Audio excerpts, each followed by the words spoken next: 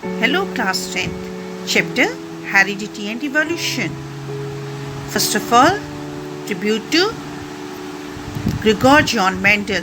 He is also known as father of genetics. He gave the theory of heredity and inheritance first time, which is the most accepted one.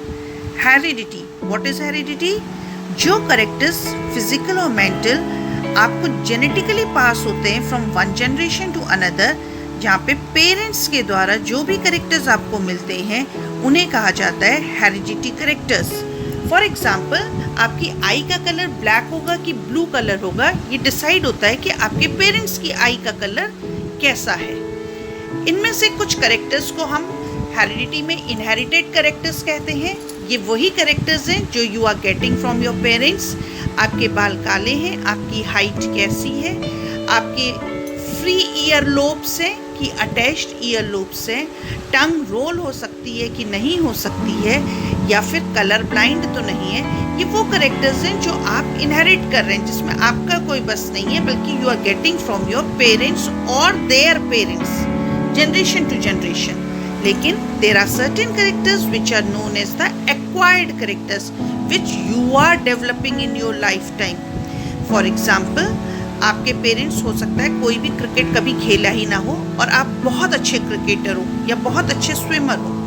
ये वो character है जो आपने develop किया है, अपने आप में कंडीशन की अपनी बॉडी को उस ढंग से, उतना स्टेमिना डेवलप किया है, जबकि कोई ज़रूरी नहीं कि नेक्स्ट जनरेशन में भी वो करेक्टर पास ऑन हो. उन्हें एक्वायर्ड करेक्टर कहते हैं.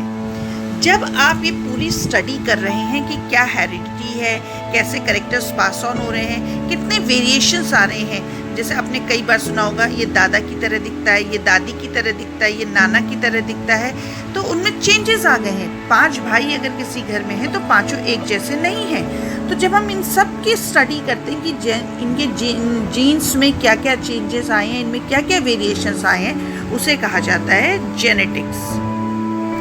ये जेनेटिक्स पूरी तरह से डिपेंड करती है हमारे क्रोमोसोम्स के अंदर. क्रोमोसोम्स क्लास 9 में भी आपने पढ़ा है कि न्यूक्लियस में प्रेजेंट होते हैं और both plant cell animal cell दोनों में प्रेजेंट हैं. और इन क्रोमोसोम्स में जब तक ये डिवाइड नहीं कर रहे हैं, ये थ्रेड लाइक स्ट्रक्चर्स होते हैं और बने हुए होते हैं डीएनए से, डीऑक्सी राइबोन्यूक्लिक एसिड, और यही करेक्टर्स पास ऑन करते हैं from one generation to the another generation, from parents to offsprings. अब ये डीएनए क्या है? डीएनए एक न्यूक्लिक एसिड है जो फुल फॉर्म जिसका है डीऑक्सी राइबोन्यूक्लिक एसिड, और इसी में वो कोड्स प्रेजेंट होते हैं, जेनेटिक कोड्स प्रेजेंट होते हैं जो पास ऑन होते हैं one parent to the next generation.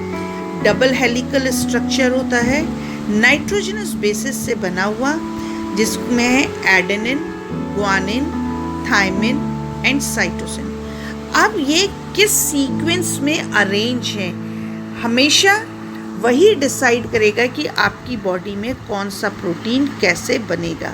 अगर आई कलर ब्लू के लिए अरेंज है तो ब्लू कलर की बनेगी, अगर ब्लैक के लिए अरेंजमेंट है, इसमें ब्लैक प्रोटीन ही बन सकता है, तो ब्लैक कलर की आईज कलर बनेंगी आपकी.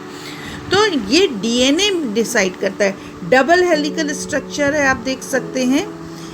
इस डीएनए के एक सेगमेंट को, पूरा डीएनए हमेशा हर चीज़ नहीं प्रोड्यूस करता है. जैसे जैसे आपकी बॉडी की रिक्वायरमेंट होती है उस हिसाब से चीज़ें प्रोड्यूस होती हैं, वो प्रोटीन प्रोड्यूस होते हैं, और उतना ही सेगमेंट ऑफ डीएनए आपका ट्रांसलेट करती है बॉडी. तो जिस सेगमेंट ऑफ डीएनए में आपके कोड हैं जिसको वो ट्रांसलेट कर रही है एक पर्टिकुलर प्रोटीन प्रोड्यूस करने के लिए, उस सेगमेंट ऑफ डीएनए को जीन्स कहा जाता है, और यही फंक्शनल यूनिट है आपकी हेरिडिटी की. एक न्यूक्लिक एसिड डीएनए है तो दूसरा न्यूक्लिक एसिड आरएनए है. आरएनए जो है स्ट्रक्चरली काफ़ी हद तक सिमिलर है डीएनए के, बट आप देख सकते हैं सिंगल हेलिकल स्ट्रक्चर है. और एक बेसिक डिफरेंस है कि आरएनए में थायमिन जो डीएनए में प्रेजेंट होता है वो इसमें एब्सेंट होता है, बल्कि थायमिन के बदले इसमें प्रेजेंट होता है यूरेसिल. अर्लियर वायरसेस वगैरह के केस में आरएनए को पाया गया है कि वह भी जेनेटिक मटेरियल का काम करता है.